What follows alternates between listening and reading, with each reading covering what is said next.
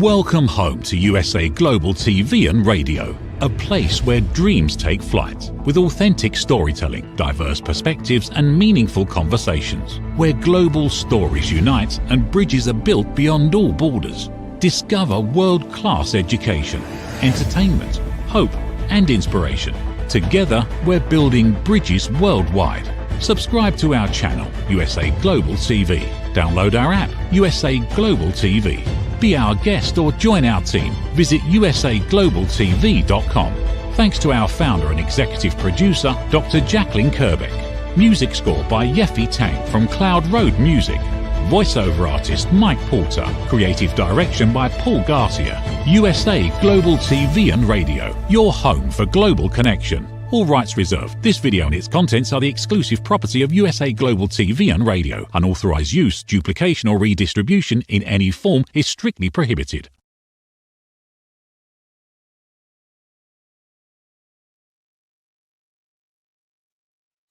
Hi, Reverend Laughlin here. We're on the Corner Bookstore on the USA Global TV and Radio Network. I'm a writer, author of several books, publisher, speaker, and TV host. I research the human body at the cellular level. Chemically speaking, I look for cause and effect relationships. Treat a cause, fix a problem, treat symptoms, and you'll always be treating symptoms, but the cause could be getting worse. So that's what I write about. That's what I speak about. I have 3 shows I do every Thursday. This is the first, the Corner Bookstore. I have another one with the wise ones, usually with entrepreneurs. And then I have my own series called Talking Heads. And today I'm embarking upon the first, probably it's going to be several programs on the hallmarks of health at the cellular level, not something that we typically look at. That being said, I want to go now to our guest today, Mark Darden. He is an author, children's book. He's a publisher involved with AI. He is a fitness enthusiast, a content creator, a traveler, just a lot of things. So Mark, please join me up here on stage. Hey, how's it going? Howdy. How's everything in Ohio? Pretty hot right now, but it's all good. Yeah, I understand things are supposed to get a little warmer here in the next couple of weeks. Mm-hmm. Okay, we're going to get started. You are in a multitude of things, but this is the Corner Bookstore, so we're going to start out talking about Elijah Goes to Philadelphia. Tell me how you got the idea for that one. So I got the idea for it after my first Elijah book. So my first one was Elijah Goes to Cleveland, and it was a scavenger hunt style book. And I decided for the second one, I wanted to try something with a little bit of time travel.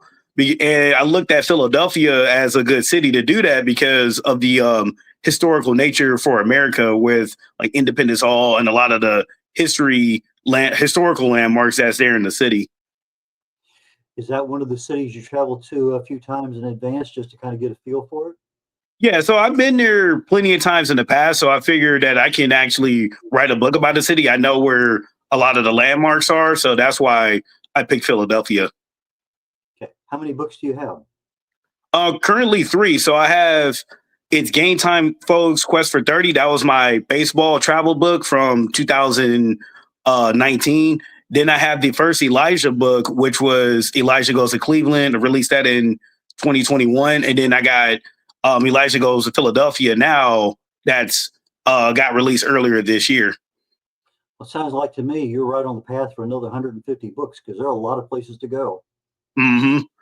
Yeah, so I try to do one book at a time, try to release one a year, because the process to writing a book and getting it from ideal in my head to a finished product takes a while. Well, tell me about the writing process for you. So for me, when it comes to writing the Elijah books, usually I'll either go to a city or if I've been there, I look at the different landmarks there are and I look at them on a map and I try to spread them out on the map so they're all not bundled up in like one particular area. Then once I decided on which places that are going to be highlighted in the story, then I try to find a plot device for the story. That way, it's not just Elijah simply going from place A, B, C, D, E. I wanted to have a actual reason for him being there. Then I write the book in third person and say like Elijah goes to this place with this person or Elijah says this line. Then after I have it in third person, the way I want it, then I go back one more time and start writing dialogue for the story and put stuff in quotations and make it even better. Okay, so as you're writing the book, you do it in third person. I think that's a great idea. I think you're the first person that I can remember talking to on this particular show that specifically said, I write it first this way, then I go back and create the dialogue. Mm-hmm.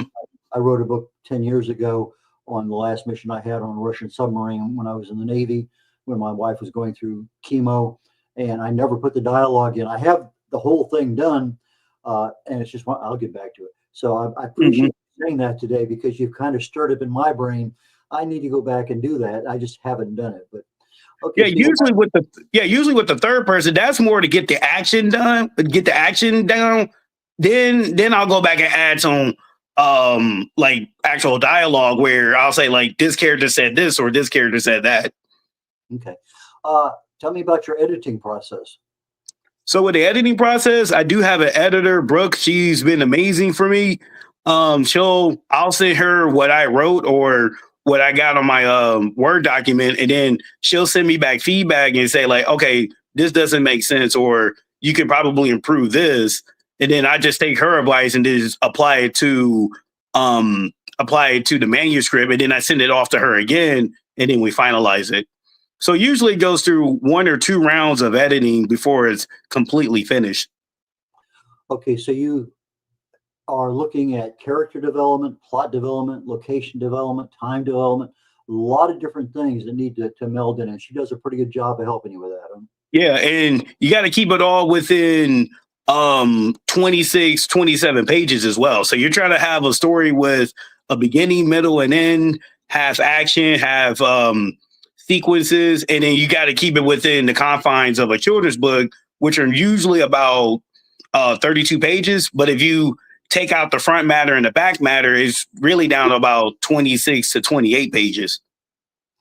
Okay, so you have the book, it's there. How do you get to illustrations to match your story? So during the editing process, either myself or Brooke will come up with like notes for the editor or the illustrator, and we'll put them underneath each page or whatever the dialogue is. And then I'll sit down and have like a storyboard piece of paper, and then I'll jot my ideas down on how I want the characters to look. Then I'll send that off as well as the notes to my illustrator, and then I just let her do her magic. Your illustrator is nearby or in the States?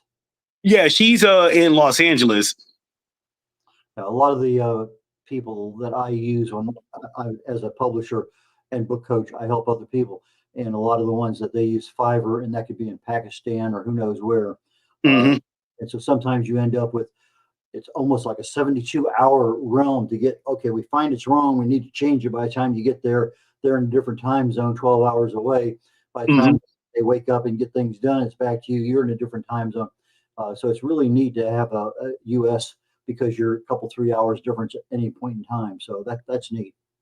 Yeah, like with her, she is pretty amazing at what she does. And she had experience working with big studios like Nickelodeon. So she's amazing at what she does. Does she also do your covers? Yes. Yeah, so all of the illustrations, that's all Ein. She does everything. Do you have more than one cover you send out in advance asking your public which one they like, or is it you just take what she gives you? Yeah, so you brought up my Instagram page earlier. So the one picture that was on the far right, that was the original cover. But then I looked at it and said, hey, I can't have the characters with their backs turned to the person looking at the book. So I asked her to turn the characters around and keep the background the same. Okay. Pretty good, pretty interesting catch. That's something we haven't talked about before when you start having the characters. But the marketing of your book, did you start that when you started writing, or did that happen along the way after the thing was done? More so along the way. I really try to ramp up the marketing now since the book is out, and putting it out there on different podcasts and different other channels to let the world know that it exists. But over time, I've started to learn like the marketing starts even before the book is completely done. Like you have to start thinking about who I'm going to talk to, or what podcast I want to go on to talk about the book. Well, let's go down that road for a minute or two. Where do you see most of your success in social marketing with your books?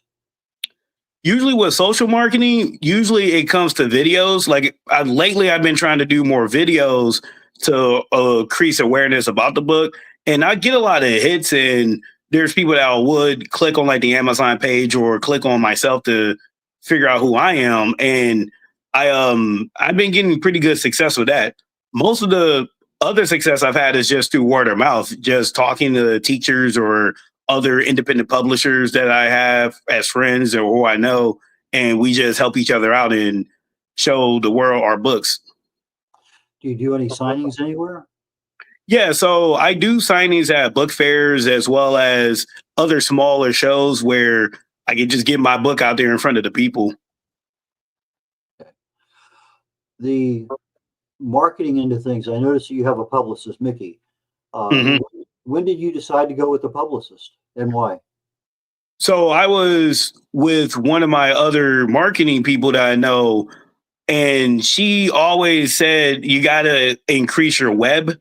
And I know for myself, I'm kind of an introverted person. So for me, doing like the marketing part of the book is probably my biggest challenge. So I know it'd be better to get like somebody else that's knowledgeable on marketing to help me out and helping me put my book out there in the world. So I made the decision to get Mickey about a few months ago. Okay, I should have asked it earlier. I didn't. How old is Elijah? Just so I get an idea of what his About competency is. 8 years old, Okay, right in eight, that 9 years old. right in that sweet spot for learning. Yep. Do you have Yeah, any one kids? thing I learned with the character is like the character should be slightly older than the intended audience. So my intended audience is 4 to 8. So Elijah himself is like 8 to 9 years old because kids, from what I learned, kids look up to older kids. Do you have any kids? I do not. Okay. Um, the process of getting the book published. Let's talk a little bit about that. Mhm. It says you're a publisher and you like AI and you've kind of combined the deals and kind of not necessarily mastered it, but certainly ahead of the field. So tell us how you publish and how AI helps you.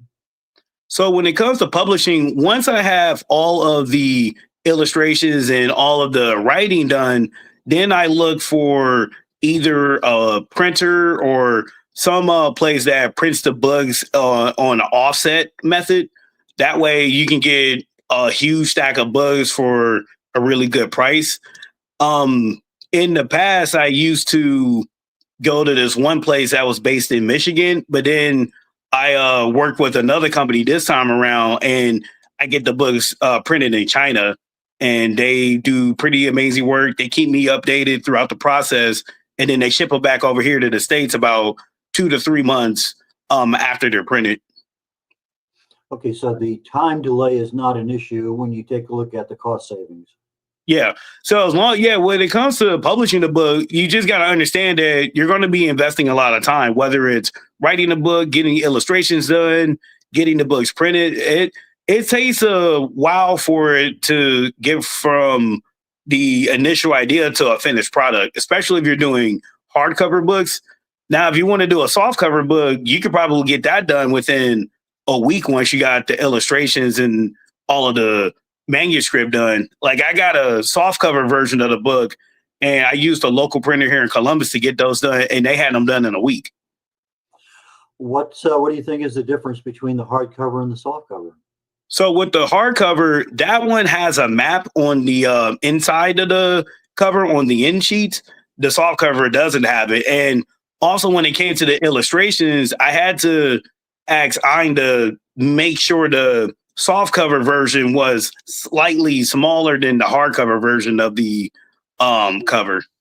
So that's one little difference as well. You have to make different size covers for hardcover compared to softcover.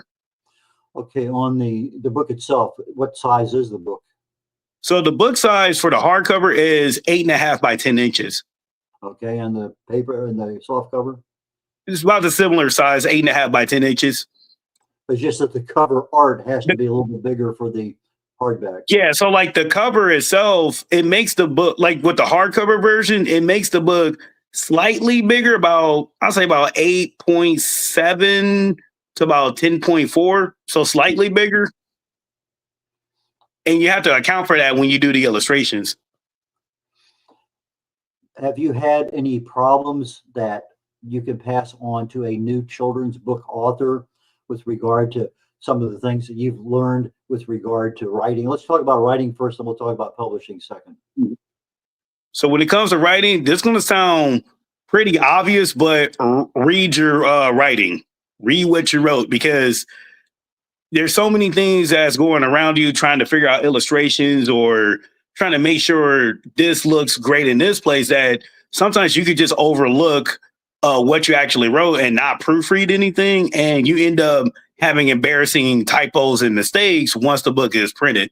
Like I had that issue with the Elijah Goes to Cleveland book. When I first got the initial spreads, I was more concerned with how they looked and didn't stop to think, hey, I need to actually read the story and make sure there's no typos or missing punctuation. And when I actually got a batch of the hardcover books, my mom was the one that caught some of the mistakes. I was just like, oh, that's not good. Yeah, that's not good when your mama catches it. Mm-hmm.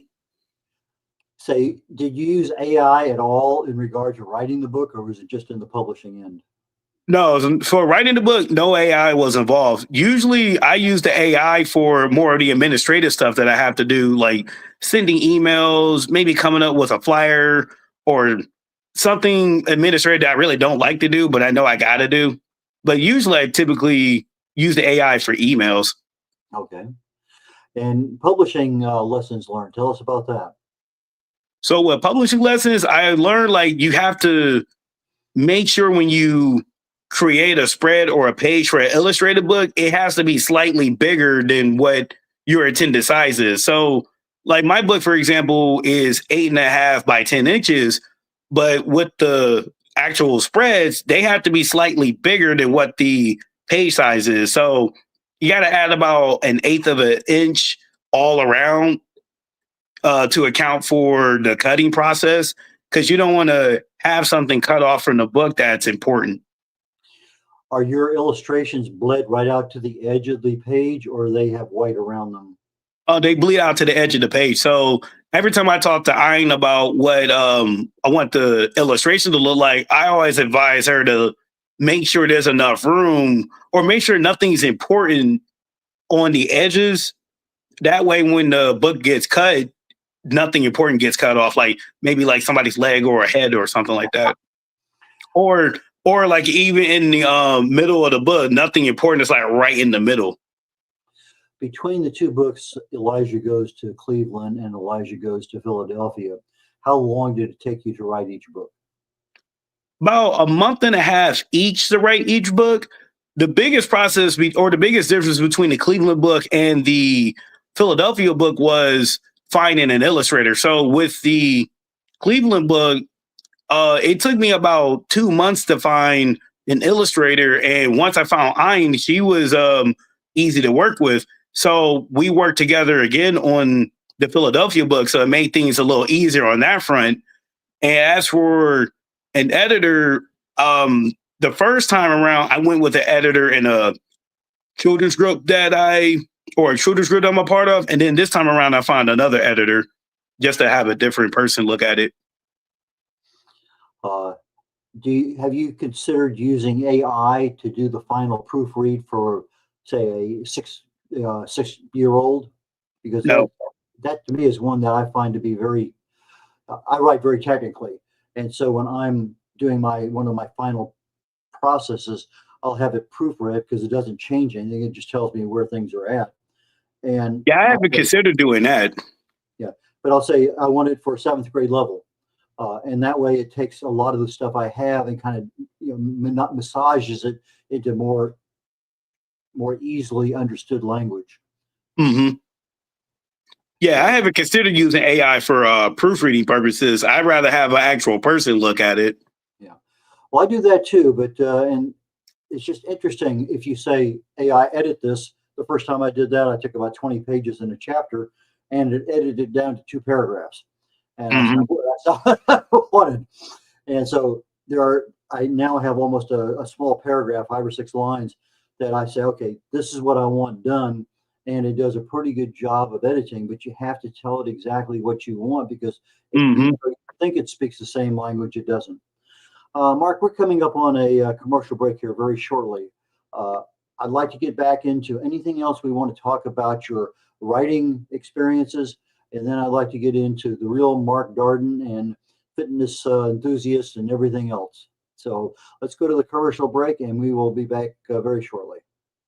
From the magical world of the amazing adventures of Lady Ella comes a heartwarming new journey filled with kindness, courage, and compassion. Lady Ella, the beloved ladybug and listening mentor, is back, and this time she is not alone. Meet her brave and thoughtful brother, Lord Jack. Together, they take flight on their very first kindness adventure. Along the way, they meet 3 new friends in need: a duck feeling discouraged, a mouse struggling to be understood, and a busy little bee who's completely lost. But with the power of elevated listening and simple acts of kindness, Lady Ella and Lord Jack show us how understanding and empathy can make the biggest difference in someone's day. Written by Dr. Jacqueline Kerbeck, the listening mentor, this 9th book in the best-selling Lady Ella series teaches children ages 5 to 10 the essential skills of listening, kindness, and etiquette. Now available for pre-order on Amazon. Scan the QR code and order your copy today.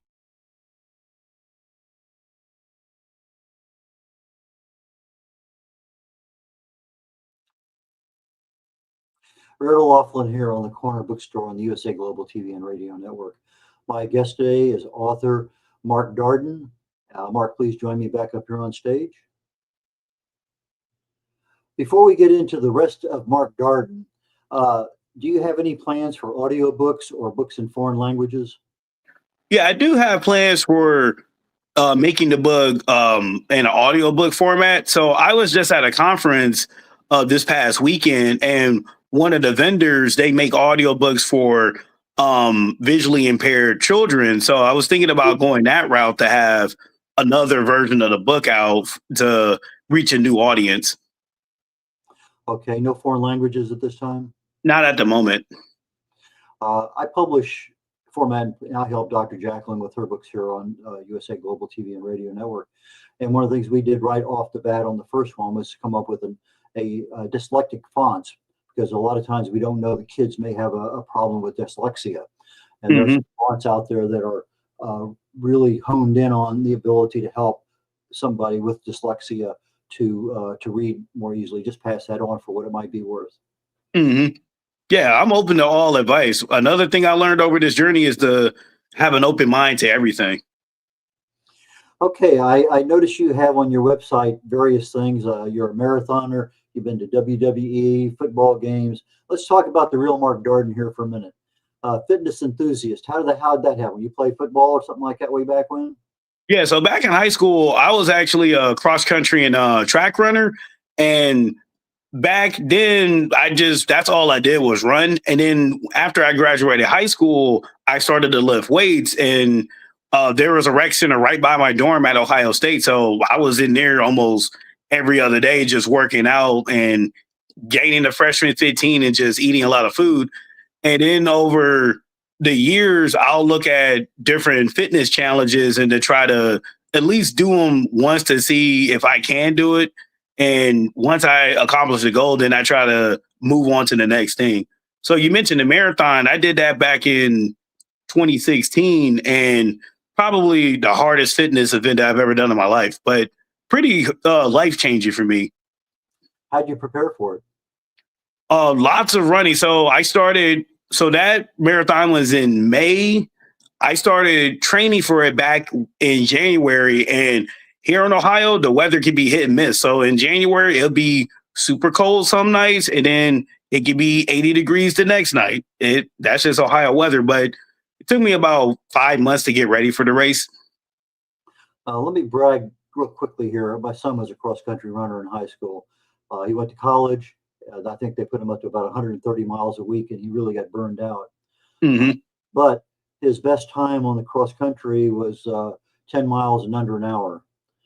And I've been real happy with telling people my son did this. So anyway, I know you can appreciate what kind of time that is for cross country. Yeah, like for me, back in high school, my fastest time was 17:56 for a 5K, and I was really proud of it.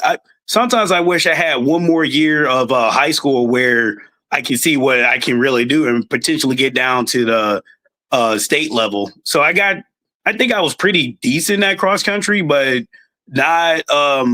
If I just had one more year, I probably would have been a state qualifier. Oh, wow. The thing is with runners, most people don't realize if you do indoor track, outdoor track, then you have the cross country, you have all sorts, you know, it's one season goes to the next, and you almost never have a break from running, which is good and bad. But sometimes you do need a little break.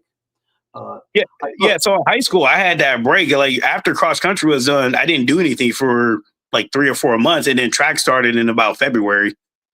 So you didn't have an indoor track, or that was your indoor track? Well, we had like with us, we had indoor track, but we had to go to another school to do it. Understand. Logistics. Yeah, it was more of a logistical issue. So anytime we did do indoor stuff, we had to go to another school to do it, or we just ran in the hallways after school. Okay, the local team there in football team there in Ohio that you advertise periodically on some of your photos. Tell us about that. Yeah, so for me, my favorite NFL team is the Cleveland Browns because I grew up in Cleveland, and my favorite college football team is the Ohio State Buckeyes. So those are my two big teams that I love to follow. I'm also a fan of the Cleveland Cavaliers and the Cleveland Guardians baseball team. Okay, so it's Cleveland, Cleveland, Cleveland. Okay, I understand. Why. Yeah, I grew up in Cleveland, so it makes it pretty easy to cheer for some of the teams. And at the time, some of those teams were pretty good. Like the Guardians, they were the Indians back in the 90s. They were pretty good in the late 90s when I started watching them. They would get to the playoffs and sometimes to the World Series. I noticed you had some photos at the WWE. Apparently, that was a major event in the fact that you listed all of your expenses in getting to it and why you were there and what you did. I thought that was pretty fascinating. Tell us about that. So that idea came up, I want to say a few years ago. Somebody asked me like how much money did I spend on going on one of my trips, and I just told them, hey, I spent this much money on tickets and this much money on like travel expenses. And then I thought, hey, wait a minute, there may be somebody else that's in a similar position. They want to go to a show, but they don't really have a gauge on how much money it will cost. So that's where I came up with the idea to like write my expenses down, and a lot of people seem to love it. Well, I was amazed because you were very, very thorough in how much you spent each day, where you spend it at, not necessarily from a time perspective, but from a money perspective, it was very well covered. I thought that was neat. Thank you. Do you have any favorite wrestlers? Right now, I'm a big fan of Roman Reigns, The Miz, Bianca Belair. Yeah, for me now, I'm like a huge fan of just the entire show. So everybody that goes out there, I'm pretty stoked to see them perform and entertain the crowd wherever they are in the States or anywhere around the world. Have you been to a lot of live matches? Yeah, so this year alone, I've been to 6 or 7 events. So I've been to the Royal Rumble, Monday Night Raw, Friday Night SmackDown, WrestleMania this year. Even later this year, I do plan on going to 2 or 3 more events before the year is over. When my kids, who right now have grandkids, who have kids of their own, when they were young teenagers, I took them here in Houston to a local wrestling event. And Andre the Giant was there, and a lot of others of that genre way back when. So it was kind of neat to see him. And we were pretty close to the ring, so they walked by, and you could really see the difference in size. I was truly amazed at not only their size but their dexterity. Yeah. The last show I went to was in Dayton, Ohio, about an hour from here in Columbus, and I got a chance to sit in front row, and it was pretty cool seeing the wrestlers perform and do their moves and seeing like how larger than life some of the wrestlers are. I've seen a few of them in airports. I haven't gone up and talked to them, but I recognize them because they're traveling. I didn't feel like it was me to go bother somebody, but I noticed that when I I was a big fan for a couple decades, maybe more way back when. I kind of since COVID, I kind of got out of that watching that market. But I Mhm. know that when you listen, and I see them on Instagram and some other ones, they talk about if you're there and you're one of the opponents, slow down. And then when you think you're slow enough, slow down some more. And when I go back and I look at some of them, they walk very slowly. They'll sit there and they'll play to the audience. And it's part of the entertainment value. And it's also part Mhm. of the timing for the entire event. You don't want the whole, event with 50,000 people over in 32 minutes because they didn't get their money's worth of their time. Uh, Mhm. and I've noticed how over time they change. It used to be two falls in an hour or 61 minutes or whatever. And so nowadays it's totally different. And I find the changes.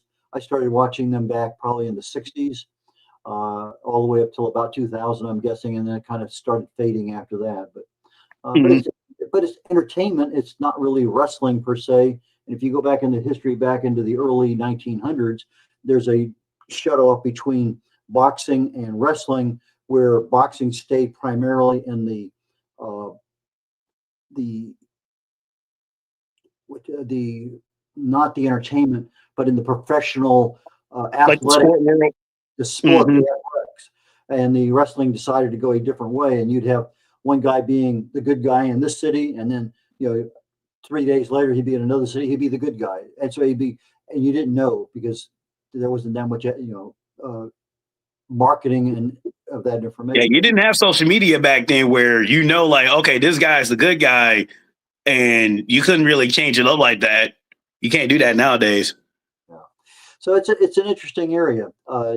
Tell us about some of the other personal challenges. I think you had one that you had to climb some stairs or something. I'm guessing that's what that was. Yeah, so a few years back, I did a stair climb at the CN Tower, and it was one of those fitness challenges I thought was cool. And I said, like, hey, I could probably do that. And the first year I did it, I did two back to back. So I did the CN Tower on a Saturday, then I flew to Chicago and climbed the stairs of the Willis Tower on a Sunday. So it was cool to say that I've climbed up the stairs of two of the tallest buildings in the world. How'd you prepare for that? Pretty much with those two, really just running around and kind of similar to running, like getting ready for a 5K or a 10K. Unfortunately, I wasn't around a lot of steps to really train for it, but at least I kept my cardio in a decent condition. So when I actually did the stair climbs, I wasn't totally out of breath or gassed out at the end of it. Is there one of these challenge events that you want to do next? There's one that I want to do. It's the Berlin Inline Marathon. I want to say they have the roller skate marathon and inline skating marathon in Berlin, Germany. And I've been watching YouTube videos about that for the last few years. And I've always wanted to do that event. It'll be cool to like skate around Berlin and see the city from that perspective. Uh, you also list one of your specialties as traveler.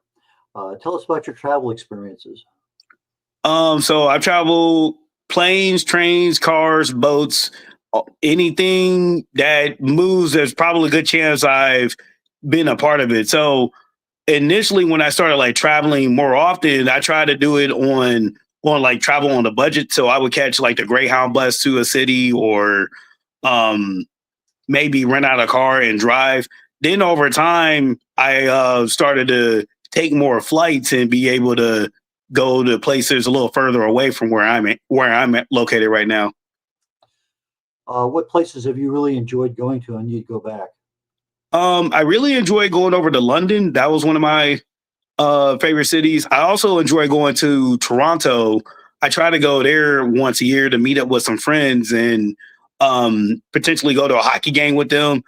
I also like going down. Sometimes I like going to Los Angeles as well, because being on the West Coast and being along the Pacific Ocean, it's just for me that smell and sense of being by the ocean is always something that sticks with me. Been anywhere tropical?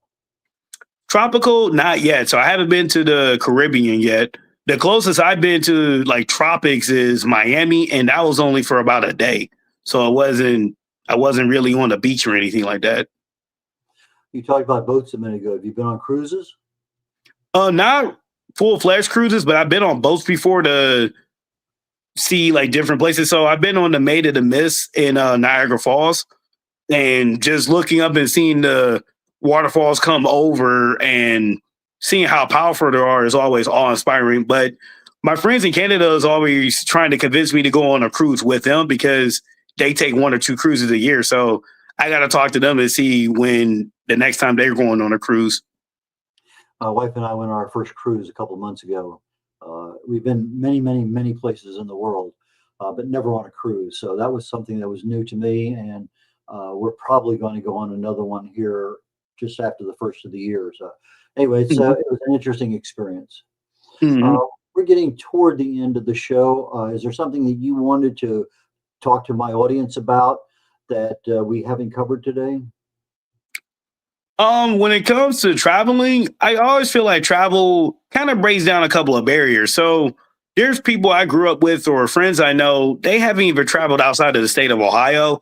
And I always feel that travel kind of opens your mind and opens your perspective to people. And the older I get, the more I realize that we all may have differences, but we're all pretty similar at the same time.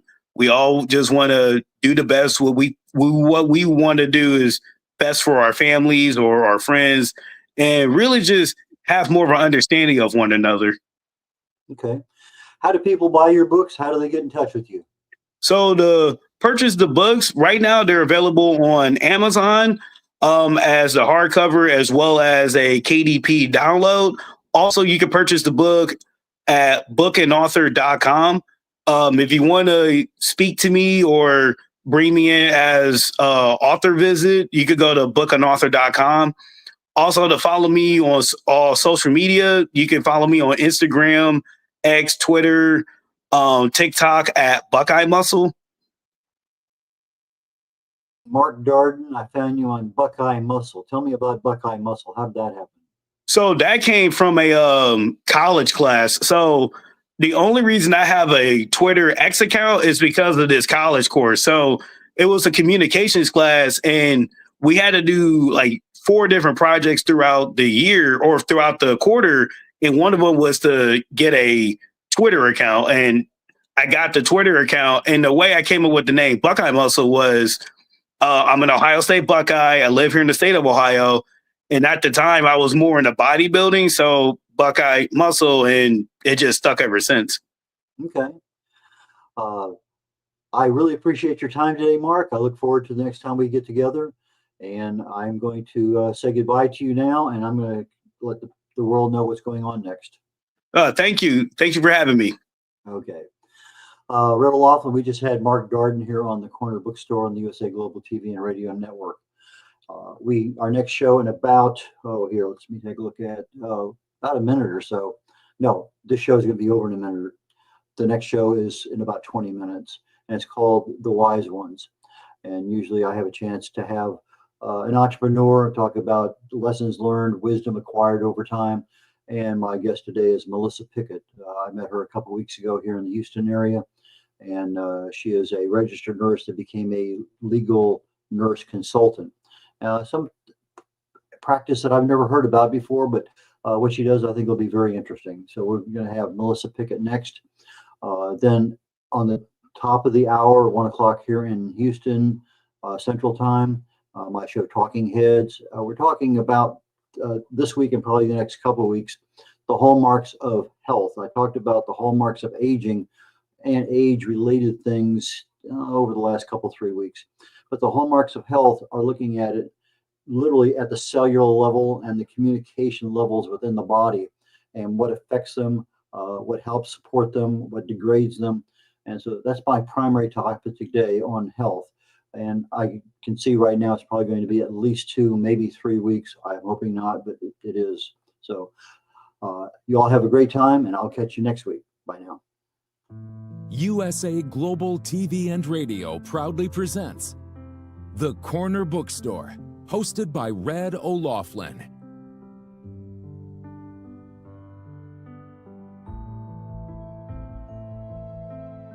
Step into a world where every story inspires. These pages come to life through the voices of authors from around the globe. Written by our global community of TV show hosts and best-selling authors, these works span genres, generations, and geographies, united by the power of storytelling. Discover your next favorite book and meet the minds behind the work.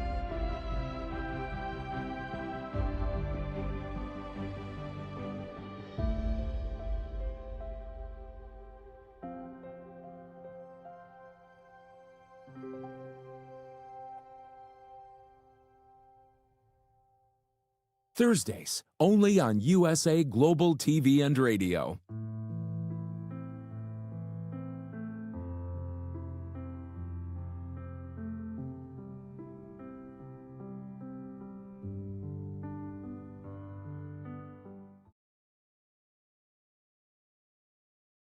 Thank you, viewers and listeners of USA Global TV and Radio, for joining us today.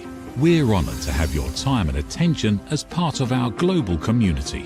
At USA Global TV and Radio, we believe in the power of authentic conversations, meaningful connections, and creating a world of possibilities together. Want to be part of something bigger? Join our team of elevated listeners at usaglobaltv.com, a space where your voice matters and your ability to listen transforms relationships. Stay connected with us across all our platforms for thought-provoking discussions, expert insights, and empowering stories.